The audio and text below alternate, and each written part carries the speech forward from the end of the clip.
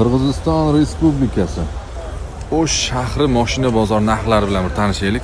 5 yil oldin bizga ham o'zbekistonliklar uchun ham voydi narxlar.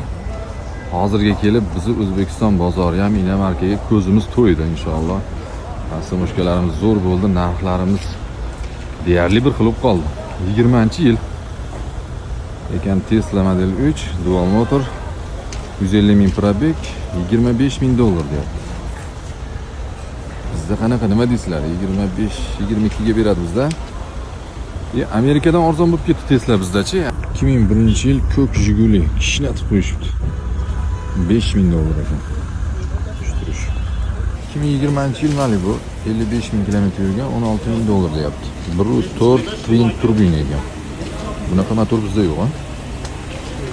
22-yil Palisade 30 ming probeg, 36 ming dollar deyapti. Qalina. 23-yil K8 18 ming kilometr yuribdi. 29 ming dollar deyapti. Toza ekan.